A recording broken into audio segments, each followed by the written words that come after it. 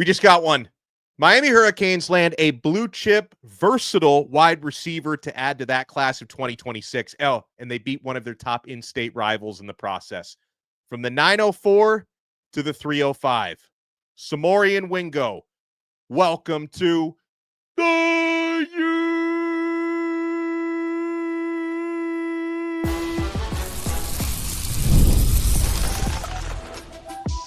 You are Locked On Canes, your daily podcast on the Miami Hurricanes, part of the Locked On Podcast Network, your team every day. Always nice to go live after a recruiting win. I am Alex Donno, University of Miami alumnus, co-host of Locked On ACC and host of Postgame on the Miami Hurricanes radio network. And thank you so much to the everydayers for making Locked On Canes your first listen and your first watch. We're available free wherever you get your podcasts. We're free on YouTube. We're part of the Locked On Podcast Network, your team every day. On this loaded Locked On Canes, we'll talk about the updated recruiting rankings. Miami is moving on up in the class of 2026, higher into that top 10. We'll scout the newest Miami Hurricanes verbal commit, but in landing Somourian Wingo, as we are joined here by the Recruiting Overlord, Brian Smith from the Portal Podcast on Locked On. It's nice, Brian, because it had been a little while since Mario Cristobal stuffed Billy Napier into that locker, but he's getting comfortable in that locker again because in recent months, I had seen, 24/7 crystal balls on 3 predictions for Florida to land Wingo after official visit season. South Carolina is the other school that Miami beat in this recruitment. Maybe there had been some South Carolina trends. And in the case of Wingo, so he visited Miami officially back on the weekend of May 30th, which was the first OV weekend. And I had heard significant amount of Wingo buzz like before his visit, and then after his visit, things got very quiet. So I think this was an instance of Mario Cristobal's loafers kind of working in silence and Kevin Beard working behind the scenes, because ultimately, a couple days ago, it seemed like Wingo was Gator bound, Brian, and he ends up picking the U. That's what we all assumed. I'd spoken with Brandon Olson. Florida felt pretty good about it. When we discussed receiver recruiting in Miami the other day, like Wingo wasn't really a topic. Then here we are. So that just shows you how quickly recruiting can change in a very, very short period of time. But this is a really good football player. I'm anxious to talk about him. Miami needed bigger receivers. They needed some depth there. They got a little of both in this class. So they're off to a very good start in this class, and it's probably top 10 by pretty much any measurement now. Yeah, Wingo, by the way, he measures at 6'2", 180-pound receiver. He's from St. Augustine, Florida, so just outside that Jacksonville area. You look at Brian, his stats as a junior in high school last season. He catches 65 passes for over 1,000 yards, and actually one of his best games was against American Heritage. So you talk about top South Florida competition. He had against Heritage 140 receiving yards, including an 80-yard touchdown. And I'm told about Wingo because Miami, of course, as every program should be these days, is really big on in-person scouting. Like, it's not just about the films and the measurables. So Wingo performed at a camp July of 2024, also a camp that Malachi Toney was in and some other top players. And I'm told Kevin Beard, Mario Cristobal and company were like really impressed by the in-person scouting of Wingo. So tell me a little bit more, as this is a player I'm sure you've scouted over the years. Length. That's one of the very first things I noticed. He can make catches that others can't because he's so long, and he's really good at making 50-50 catches, pulling it in away from his body like he just snags it, got big hands.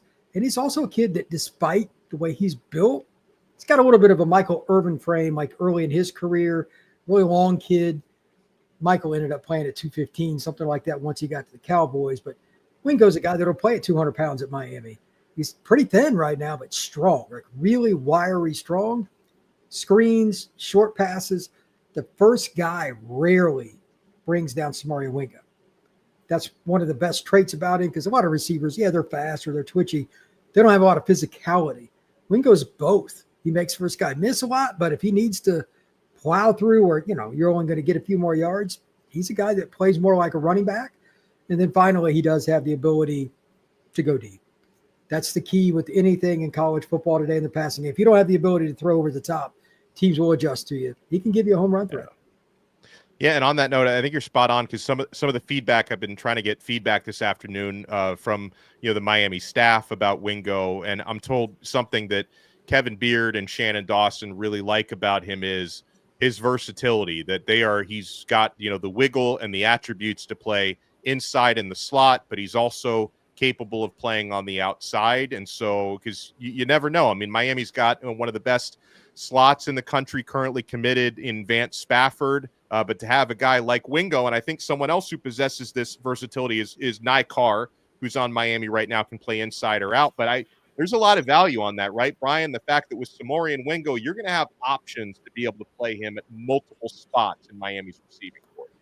Depending on what they're trying to do or who's healthy situationally, maybe he's your big slot. In a year or so, he'll weigh 200 pounds. There are a lot of guys like that in college football. Texas has done it, Penn State, Notre Dame. Everybody uses different players in different spots. Wingo could play different roles. He could be your flanker. Maybe he plays some boundary. But most importantly, he's just a guy that catches the football and moves the chains. So his offer list was really good for a reason. And Miami keeps another in-state. They're actually doing a really good job this year just overall keeping players in state. They've got more than 10 from the state of Florida. Wingo adds another. All right, so and so he joins now. He's the third receiver committed in Miami's class of 2026. And another thing that I think Miami likes is that these guys all complement each other. Vance Spafford, who is your more seemingly pure slot, but he's got that crazy speed. Tyran Evans, who's got a lot of size, being like the 6'4", 6'5" type of body type. And now Wingo, who's a little bit more of a chameleon. So to you, Brian, you look at that receiver class and maybe that's the end of it, or maybe there could be another player they add to that class before it's all said and done. But do you think that the three that they have so far check off multiple boxes? Well, you could play them as a unit because Wingo could play the outside flanker spot. Obviously, Spafford would be your interior guy at the slot position, and then your boundary kid to get from North Carolina. So it's a complete class. You added more size, which probably was Miami's biggest need in this class. They get that. And then Spafford's a kid I've seen play multiple times. He's just absolutely electric. He might be the best overall player in the class, not named Jackson Cantwell. So they're at a pretty good spot. Like I'll take Cantwell over anybody. But this is the kind of class you expect out of Miami at wide receiver. Yeah. It's balanced. They've gained a lot of quickness, like Malachi Tony, great player, but he's smaller. You need guys to complement those kinds of players. I think that Miami, in a 2-year grouping, like if you look at the 25, now the 26 group put together, it's really good. And you got guys that can play a lot of different roles. So Miami's in a good spot. When we come back, we'll talk about where Miami's class of 2026 now ranks. Been hanging around that top 10 for most of the process, and they do move up a spot with this move. Got the recruiting overlord, Brian Smith, with us. Got a new Miami Hurricanes, Somourian Wingo. Welcome to the family. We're not done yet on this brand new episode of Locked On Canes. You want to keep it locked. I already know you've been keeping it locked to FanDuel.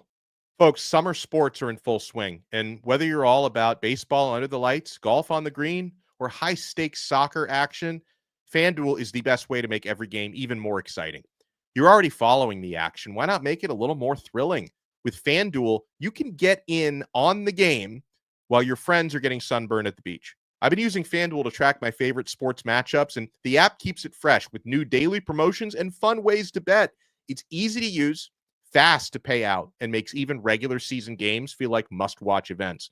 Whether I'm placing a same-game parlay or watching a bet ride into the ninth inning, FanDuel makes it feel like I'm part of the action. And if you're new to FanDuel, new customers can bet just $5 and get $150 in bonus bets if your first bet wins. Open the FanDuel app today or visit FanDuel.com to get started. Thank you so much for making Locked On Canes your first listen. For your next listen, make sure you check out Brian Smith on the portal, especially this time of year, because, Miami's not and thankfully Miami's landing commits again. It had been a little while, but you got recruiting, players coming off the board left and right, flips taking place. Texas seems to be landing everybody from recruiting to NIL to transfer portal. Brian Smith has you covered on the portal podcast. It's part of the Locked On family. It's available free wherever you get your podcasts and available free on YouTube. So another thing to note about Somourian Wingo, 4-star wide receiver who, by the way, if I look at his rankings in the class, he is the, I think, 23rd rated receiver in the class of 2026. He's the 160th rated player overall in the class, which is pretty good. 23rd ranked receiver, 22nd rated player in the state of Florida, according to the 24/7 composite. He's also got a multi-sport background. Now, he's not going to, try to play on the basketball team or anything, I don't think, but he is a really good basketball player, all region, scored 16.6 points per game, 6 rebounds, 3 assists per game, also runs track. He's a 400 runner, but football is going to be the focus for him, Brian, at the college level. And so, with this addition, Miami moves up. They were 10th in the 24/7 composite before landing Somourian Wingo. And this, you define this player as a needle mover because, adding one additional player has moved Miami up a spot. They move in front of Michigan for the number 9 class in the country. And you mentioned, Brian, this does feel like a top 10 class at the moment. Do you think Miami will finish with a top 10, maybe borderline top 5 type of class? Well, now the question is, do they get Derek Cooper? Do they add anybody else that they've gone after and flip anybody? We'll find out on Cooper in a few days, so I'll just let him announce to figure that out.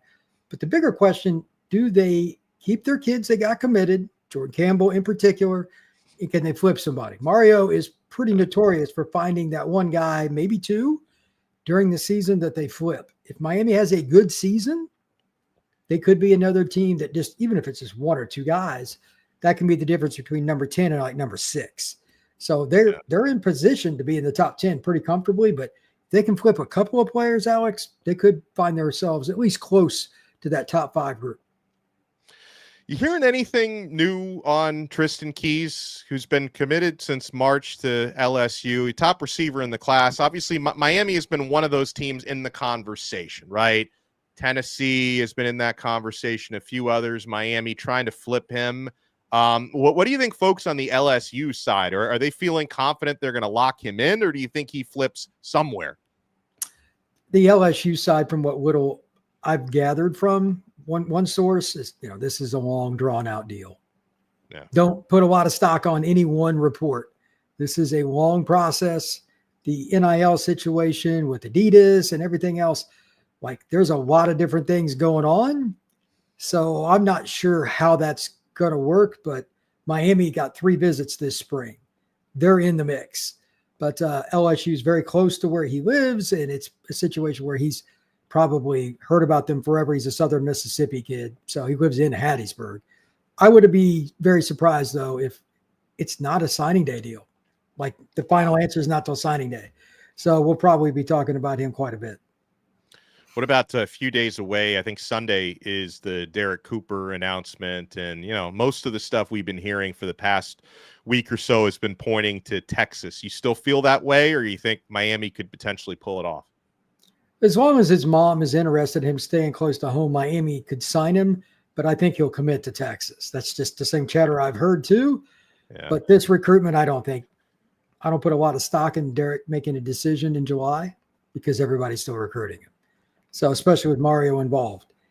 But like Texas is buying some kids right now. They're spending some money. So, there ain't no way around it. So maybe that's part of it. I haven't spoken to him in a few weeks. I don't know. But I get it.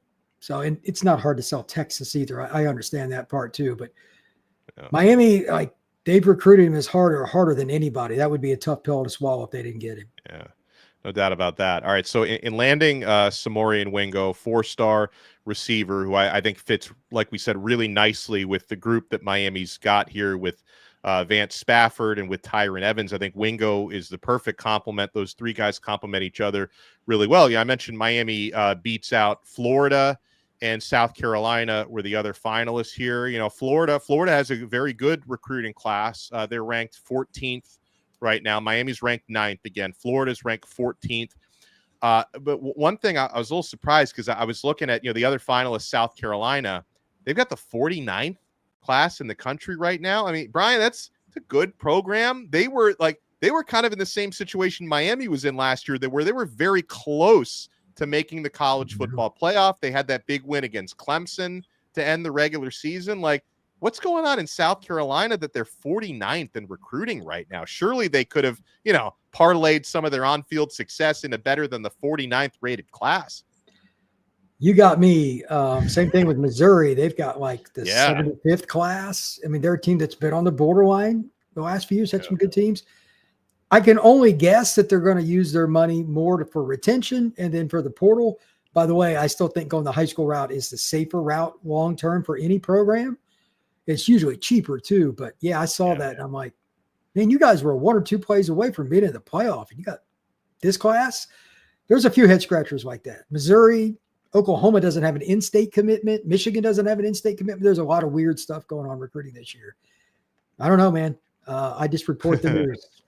Yeah, I mean, listen, you, me, and Brandon from Locked On Gators on Monday, we did a crossover episode about like how weird it's been in the state of Florida, Miami, Florida State, and Florida. And listen, Miami's probably pulling their weight like in the state better than those other 2 programs, and Wingo's another one. But then the South Florida aspect's been weird, where Miami's got 1 player from Palm Beach County and only 1 player from Dade and Broward County committed right now. So this has been a bizarre recruiting cycle. But before we run here, and by the way, we're on live, so I want to offer a huge shout out to everyone who's in our YouTube live chat. Make sure you smash that thumbs up button, smash that like button. If you're listening to the audio version, make sure you subscribe on Apple Podcasts and Spotify.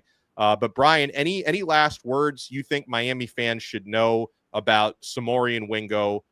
Someone who, one of the better receivers in the class. Miami recruited him heavily, makes his pledge to Miami. What can fans expect from him in 2026 and beyond? This is a guy that will be able to stretch the field and also be somebody that's got the twitchiness to take a screen and go 70 yards. He's a complete football player. Miami has always had a lineage of good wide receivers. He's kind of in that Reggie Wayne, Michael Irvin frame, like those long, lean guys that can fill out. I think he's going to be a really good football player for the Canes, and probably pretty early too. Miami, by the way, now has 21 verbal commits for the class of 2026, and it could end up being 2022 22, I should say, pretty soon by the way of a reclassification. We've talked about Kenton Dobson on recent episodes. He's looking to reclass from 27 to 26. So hopefully the Hurricanes can land a couple key targets before this thing is all said and done. Make sure you follow Brian on the portal, also on Locked On Seminoles, and follow him on X at FBScout_Florida. Follow me. Also, I host Locked On ACC, and follow me on X at Alex Donno. And we'll talk to you next time on another episode of Locked On Canes. We are part of the awesome Locked On Podcast Network, your team every day.